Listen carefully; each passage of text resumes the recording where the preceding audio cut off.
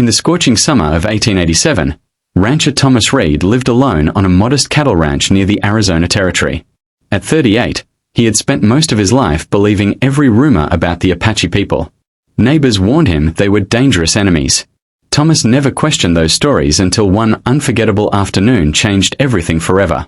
The desert sun burned fiercely as Thomas checked broken fences near a dry canyon. Suddenly, he spotted 5 exhausted Apache travelers struggling across the rocky ground.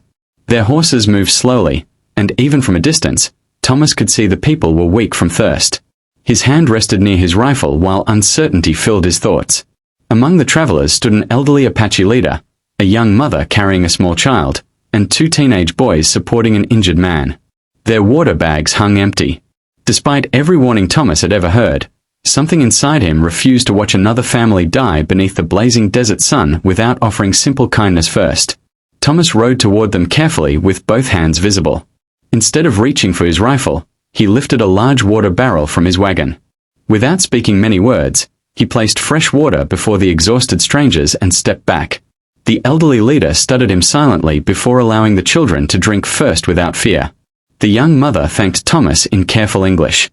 Tears filled her eyes as her little daughter smiled after taking her first drink in 2 days. Watching the frightened child recover reminded Thomas that hunger and thirst looked exactly the same, regardless of language, culture, or the clothes people wore across the American frontier. Thomas invited the travelers to rest beneath several cottonwood trees near his ranch. He shared dried meat, bread, beans, and fresh fruit while his ranch hands watched nervously from a distance. The visitors accepted respectfully, taking only what they needed. Not one person touched anything that had not been freely offered with kindness and trust. As evening arrived, the elderly leader introduced himself as Chief Nantan. Through patient conversation, Thomas learned the group had been forced away from their homeland after conflict with outlaw raiders pretending to be Apache warriors. Those criminals attacked settlers and innocent tribes alike, leaving hatred behind wherever they traveled across Arizona's unforgiving desert country. The next morning, Chief Nantan thanked Thomas for saving their lives. Before leaving, he pointed toward distant mountains and quietly warned that the outlaw gang responsible for recent attacks planned to strike nearby ranches within days. Thomas believed the old chief because honesty filled every word spoken around the campfire during the peaceful evening. Thomas immediately rode into town to warn neighboring ranchers. Unfortunately, many refused to believe information coming from Apache people. They laughed at his story and claimed it was probably another trap. Disappointed but determined, Thomas strengthened his ranch fences and quietly prepared for whatever danger might soon arrive beneath the western horizon. 3 nights later, dust clouds appeared beneath the moonlight exactly where Chief Nantan predicted.